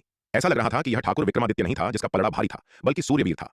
युद्ध की गति को देखते हुए ऐसा प्रतीत हो रहा था कि सूर्यवीर ठाकुर विक्रमादित्य को दबा रहे थे। कुछ गड़बड़ महसूस करते हुए उपाध्यक्ष दिवाकर ने वहां जाने से खुद को रोका और इसके बजाय किनारे से युद्ध को ध्यान से देखा। बारीकी से अवलोकन करने पर उन्होंने वास्तव में पाया कि सूर्यवीर वास्तव में ठाकुर विक्रमादित्य को दबा रहे थे और वह गलत नहीं थे। यह देख उपाध्यक्ष दिवाकर तुरंत दंग रह गए। 1 महीने से भी कम समय में सूर्यवीर की शक्ति अचानक इतनी दुर्जेय कैसे हो सकती है? 1 महीने पहले जब सूर्यवीर ठाकुर वीरेंद्र प्रताप से लड़े थे तो उनकी शक्ति अब जितनी भयानक नहीं थी। इस छोटे से महीने में न केवल सूर्यवीर अपनी चोटों से उबर गए हैं, बल्कि उनकी शक्ति भी इतने भयानक स्तर तक बढ़ गई है जो कि अविश्वसनीय है।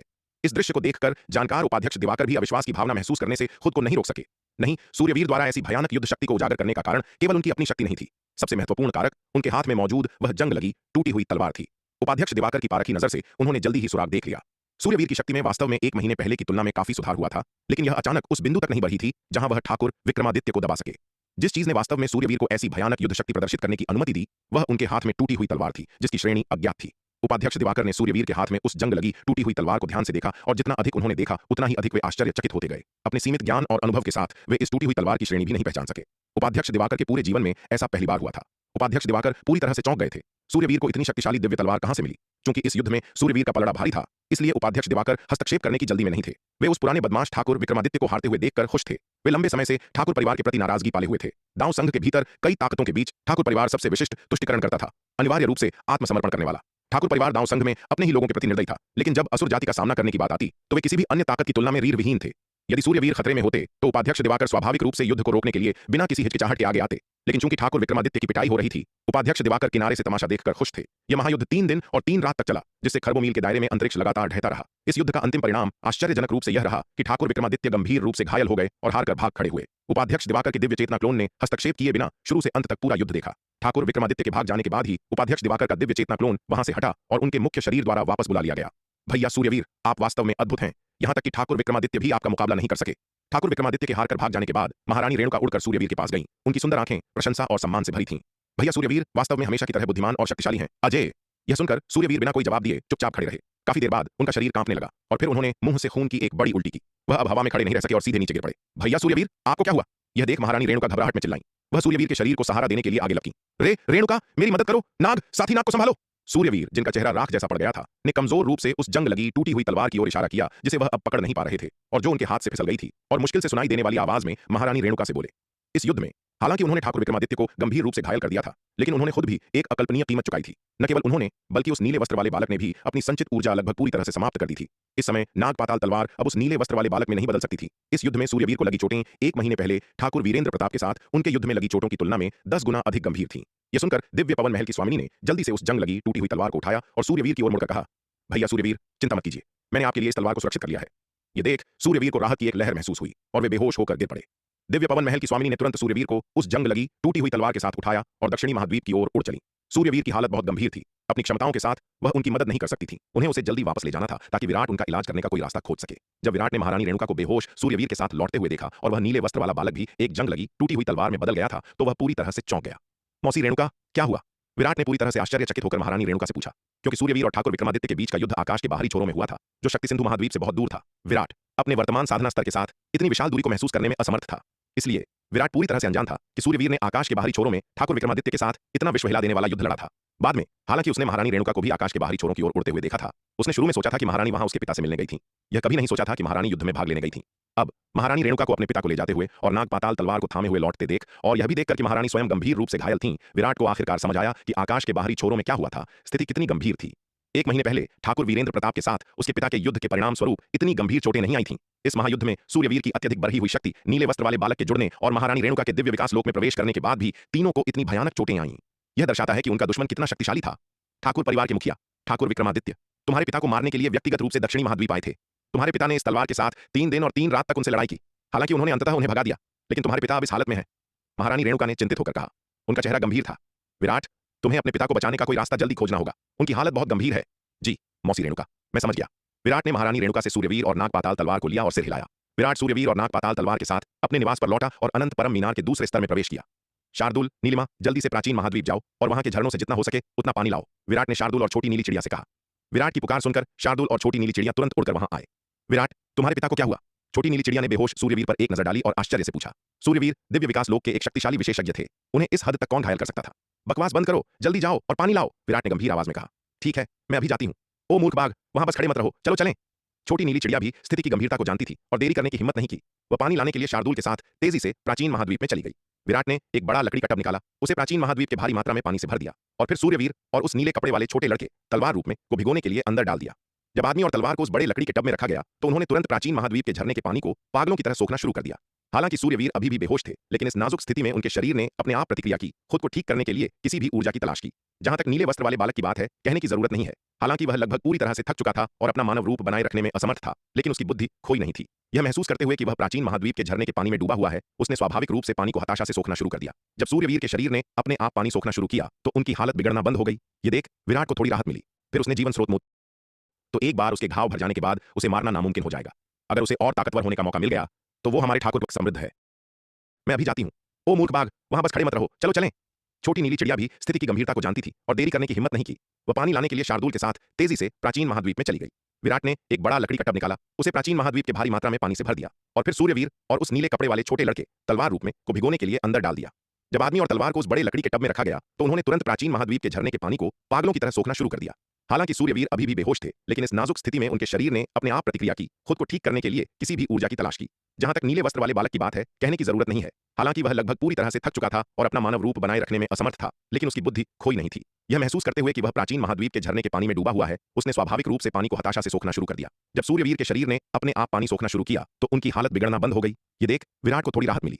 फिर उसने जीवन स्रोत मोती को निकाला, जो अनंत परम मीनार के दूसरे स्तर में तैर रहा था और उस स्तर की तारों की रोशनी को सोख रहा था, और उसे सूर्यवीर पर रख दिया। यह जीवन स्रोत मोती अनंत परम मीनार के दूसरे स्तर में लंबे समय से रखा गया था। उस स्तर से बड़ी मात्रा में तारों की रोशनी को सोख रहा था और विराट द्वारा प्राचीन वीरान महाद्वीप के झरने के पानी से पोषित किया जा रहा था। अब इसका स्तर विराट द्वारा पहली बार प्राप्त किए जाने की तुलना में कई गुना अधिक था। कम से कम श्रेणी के मामले में यह जीवन स्रोत मोती अर्धचरण आदि क्षेत्र तक पहुंच गया था और यहां तक कि एक सच्चा आदि जादुई खजाना बनने की ओर अग्रसर था। जीवन स्रोत मोती की विशेष प्रकृति के कारण हालांकि इसकी श्रेणी केवल अर्धचरण आदि थी, लेकिन इससे निकलने वाली शक्तिशाली जीवन शक्ति सूर्यवीर की चोटों के लिए अत्यंत लाभकारी थी। इस जीवन स्रोत मोती से निकलने वाली निरंतर शक्तिशाली जीवन शक्ति के साथ सूर्यवीर की चोटें धीरे धीरे ठीक होने लगीं। यह देखकर कि सूर्यवीर की चोटें आखिरकार सुधर रही हैं, विराट ने राहत की एक लंबी सांस ली। जब तक सूर्यवीर की चोटें ठीक होने लगीं, सब कुछ ठीक था। उसका सबसे बड़ा डर यह था कि उसके मौजूदा तरीके सूर्यवीर की गंभीर चोटों को ठीक नहीं कर पाएंगे। बड़े लकड़ी के टब में प्राचीन महाद्वीप का पानी सूर्यवीर और नाग पाताल तलवार के उन्मत्त अवशोषण द्वारा जल्दी ही समाप्त हो गया। हालांकि इस समय तक छोटी नीली चिड़िया और शार्दुल भी प्राचीन महाद्वीप से पानी लेकर लौट आए थे। उन्होंने बड़े लकड़ी के टब में पानी डाला, उसे पूरा भर दिया और फिर बचा हुआ पानी विराट को सौंप दिया और पानी लाना जारी रखने के लिए वापस प्राचीन महाद्वीप में भाग गए। पलक झपकते ही 1 दिन बीत गया और अनंत परम मीनार के दूसरे स्तर में 10 दिन बीत गए। प्राचीन महाद्वीप से बड़ी मात्रा में पानी सोखने के बाद सूर्यवीर आखिरकार जाग गए। इस समय नीले कपड़ों में छोटा लड़का भी बमुश्किल मानव रूप में बदल सकता था। नीले वस्त्र वाला लड़का जैसे ही बदला, वह तुरंत विलाप करने लगा। कितना बड़ा नुकसान, कितना बड़ा नुकसान! वर्षों से मैंने जो सारी ऊर्जा मेहनत से जमा की थी, वह एक पल में गायब हो गई। सूर्यवीर, ये सब तुम्हारी गलती है। मैंने तुमसे कहा था कि तुम उस हरामजादे का मुकाबला नहीं कर सकते, लेकिन तुमने नहीं सुना और उसके खिलाफ जाने की जिद की। अब देखो क्या हुआ, तुम अधमरे हो और तुमने मुझे भी मेरे मूल रूप में वापस खींच लिया है। साथी नाग, मुझे खेद है, मैंने तुम्हें इसमें घसीटा। सूर्यवीर ने अपराध बोध से भरे चेहरे के साथ कहा। अब खेद जताने का क्या फायदा? क्या इससे मेरे नुकसान की भरपाई हो जाएगी? नीले वस्त्र वाला लड़का विलाप करता रहा। साथी नाग, बस आप अपनी जरूरत बताएं और मैं उसे पाने में आपकी मदद करने की पूरी कोशिश करूंगा और आपको जल्द से जल्द आपके मूल रूप में बहाल करूंगा, सूर्यवीर ने तुरंत कहा। दोनों के बीच की बातचीत सुनकर विराट को तुरंत पता चल गया कि उसके पिता को फिर से नीले वस्त्र वाले लड़के ने मूर्ख बनाया है। वास्तव में लड़के के व्यक्तित्व की उसकी समझ के आधार पर वह पहले से ही जानता था कि जैसे ही उसने अपना मुंह खोला वह लड़का क्या करने वाला था। सूर्यवीर, क्या तुम गंभीर हो? नीले वस्त्र वाले लड़के ने सूर्यवीर की ओर देखते हुए पूछा। निश्चिंत रहें साथीनाग, मैं सूर्यवीर हमेशा अपनी बात रखता हूं। जब तक साथीनाग बोलेंगे मैं सूर्यवीर कोई कसर नहीं छोड़ूंगा, भले ही इसका मतलब आग और पानी से गुजरना हो, चाकू के पहाड़ों पर चढ़ना हो और आग के समुद्र में गोता लगाना हो, उस वस्तु को प्राप्त करने के लिए जो आपको ठीक करने में मदद करेगी। सूर्यवीर ने गंभीरता से कहा।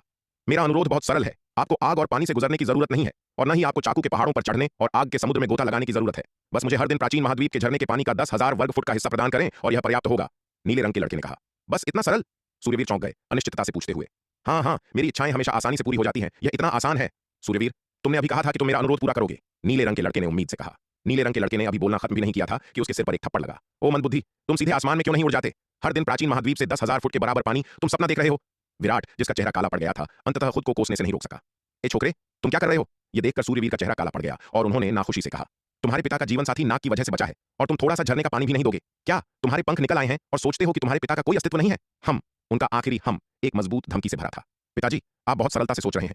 क्या आप जानते हैं कि हर दिन प्राचीन वीरान महाद्वीप से 10,000 फुट के बराबर पानी का क्या मतलब है? विराट ने कुछ चिढ़ते हुए कहा। अगर हमने वास्तव में इस आदमी को हर दिन प्राचीन वीरान महाद्वीप से 10,000 फुट के बराबर पानी उपलब्ध कराया तो न केवल मुझे अपने तीसरे संस्करण के नागदंत चावल लगाने की आवश्यकता नहीं होगी, बल्कि शार्दूल और छोटी नीली चिड़िया को भी दिन भर साधना करने की आवश्यकता नहीं होगी। बस अपना सारा समय उसके लिए पानी ढोने में बिताना होगा। इसके अलावा पिताजी, आप जानते हैं कि प्राचीन वीरान महाद्वीप से कोई भी संसाधन लाने के लिए ऊर्जा की आवश्यकता होती है, ठीक है? यदि हम इस आदमी की मांगों का पालन करते हैं तो तलवार संप्रदाय में जमा आध्यात्मिक पत्थर कितने समय तक चलेंगे? शायद आपके पास बहुत सारे आध्यात्मिक पत्थर हैं पिताजी। यदि आप पर्याप्त आध्यात्मिक पत्थर प्रदान कर सकते हैं तो मुझे कोई आपत्ति नहीं है। यह सुनकर सूर्यवीर अवाक रह गए। अभी उनके पास आध्यात्मिक पत्थरों की एक भी कौड़ी नहीं थी। हालांकि उन्हें इन वर्षों में कई अवसर मिले थे, लेकिन उन्होंने अपने लगभग सभी संसाधनों का उपयोग साधना के लिए कर लिया था। धन के मामले में वे अपने बेटे से बहुत पीछे थे। हालांकि उन्होंने साथी नाग से पहले ही वादा कर दिया था और अपनी बात से पीछे नहीं हट सकते थे। इसके अलावा साथी नाग की वर्तमान स्थिति पूरी तरह से उनकी वजह से थी और सूर्यवीर उसे ठीक करने में मदद करने के लिए बाध्य महसूस करते थे। हालांकि वह इतनी बड़ी मात्रा में आध्यात्मिक पत्थर हवा से तो पैदा नहीं कर सकते थे। सूर्यवीर ने अपना सिर नीचे किया, लंबे समय तक सोचते रहे। तभी अचानक उन्हें एक विचार आया। उन्होंने ऊपर विराट की ओर देखा और कहा, वैसे बेटा, क्या तुमने नहीं कहा था कि अनंत परम मीनार सभी रूपों में ऊर्जा को अवशोषित कर सकती है? यह सही है। वास्तव में अचानक यह पूछने का क्या मतलब है पिताजी? विराट ने कुछ हैरान होकर पूछा। हालांकि मेरे पास कोई आध्यात्मिक पत्थर नहीं है, लेकिन मेरे पास यहाँ दर्जनों अर्धचरण आदि स्तर के असुरी हथियार हैं। देखो, ये अर्धचरण आदि स्तर के असुरी हथियार साथी नाग के लिए प्राचीन महाद्वीप के झरने का कितना पानी ला सकते हैं? सूर्यवीर ने कहा, अपना हाथ हिलाते हुए, और शक्तिशाली तरंगें बिखेरते दर्जनों असुरी हथियार तुरंत उनके सामने प्रकट हो गए। इनमें से प्रत्येक असुरी हथियार अर्धचरण आदि स्तर तक पहुंच चुका था। पिताजी, क्या आप वाकई इन सभी असुरी हथियारों को उस नाग के लिए प्राचीन महाद्वीप के झरने के पानी के बदले में देना चाहते हैं?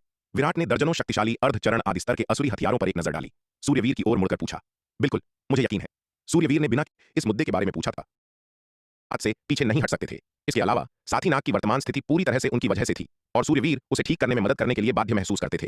हालांकि वह इतनी बड़ी मात्रा में आध्यात्मिक पत्थर हवा से तो पैदा नहीं कर सकते थे। सूर्यवीर ने अपना सिर नीचे किया, लंबे समय तक सोचते रहे। तभी अचानक उन्हें एक विचार आया। उन्होंने ऊपर विराट की ओर देखा और कहा, वैसे बेटा, क्या तुमने कहा? अपना हाथ हिलाते हुए और शक्तिशाली तरंगें बिखेरते दर्जनों असुरी हथियार तुरंत उनके सामने प्रकट हो गए।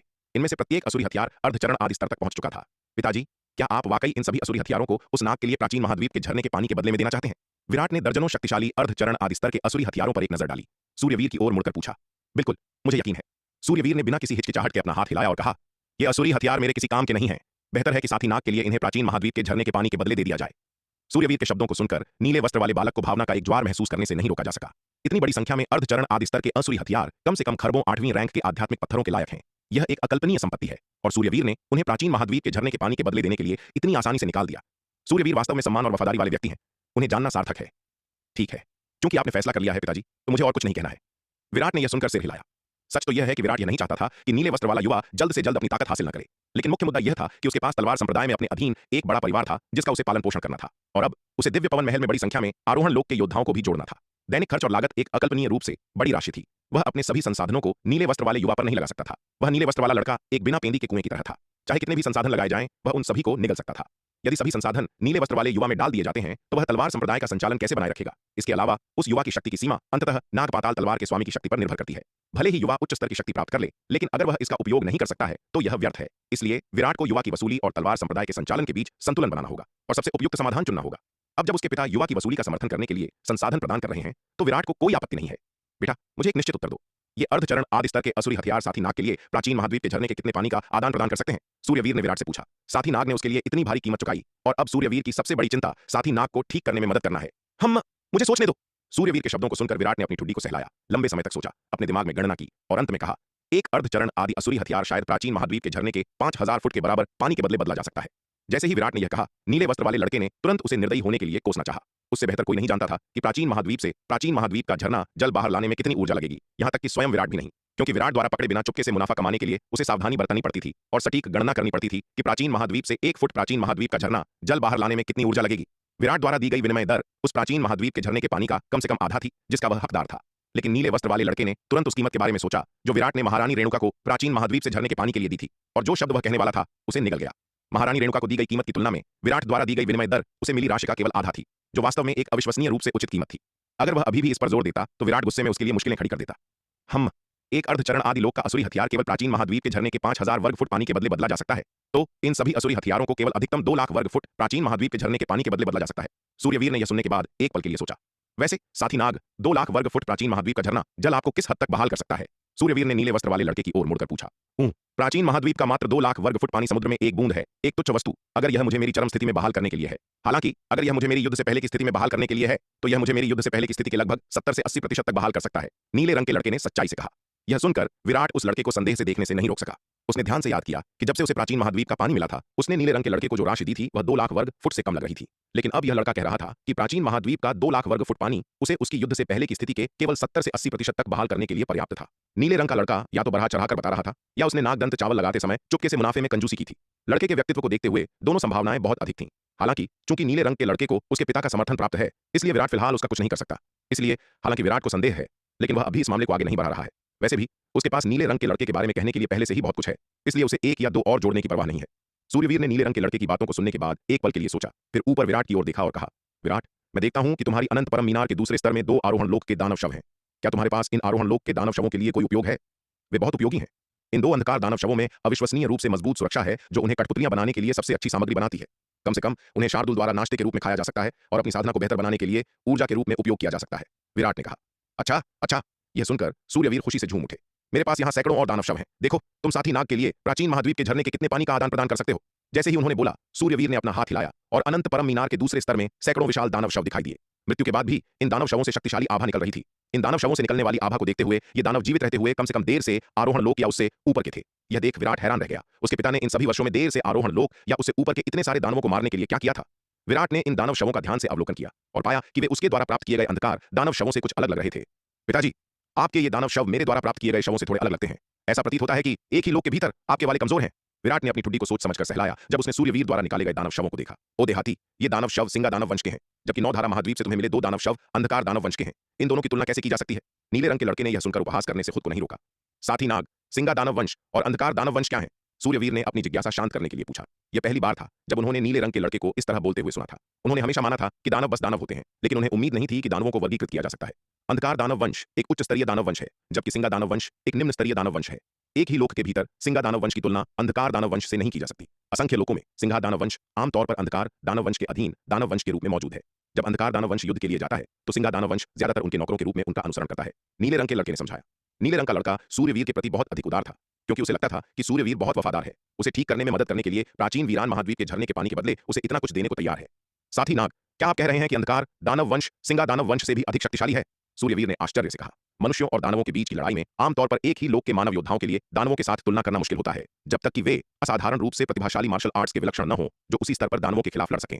साधारण योद्धाओं को दानवों के साथ प्रतिस्पर्धा करने में सक्षम होने के लिए दानवों से कम 1 या 2 लोक ऊपर होना चाहिए, क्योंकि दानवों के भौतिक शरीर बहुत शक्तिशाली होते हैं और मानव योद्धा इस संबंध में एक महत्वपूर्ण नुकसान में है। लेकिन अब नीले रंग का लड़का वास्तव में उसे बता रहा है कि ये दानव केवल निम्न रैंकिंग वाले सिंगा दानव हैं और दुनिया में इससे भी अधिक शक्तिशाली अंधकार दानव मौजूद है।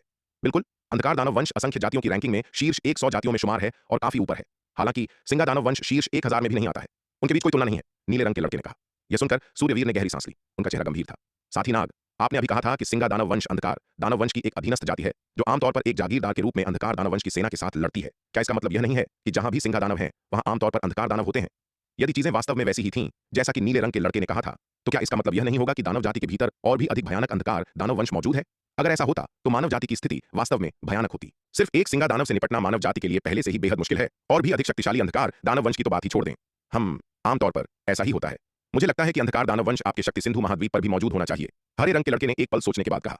आखिरकार दक्षिण पश्चिम महाद्वीप में एक बार अंधकार दानव राजवंश था। यह अंधकार दानव राजवंश उन मानव योद्धाओं द्वारा स्थापित किया गया था जिन्होंने कुछ निम्न स्तर की अंधकार दानव वंश की विरासतें प्राप्त की थीं।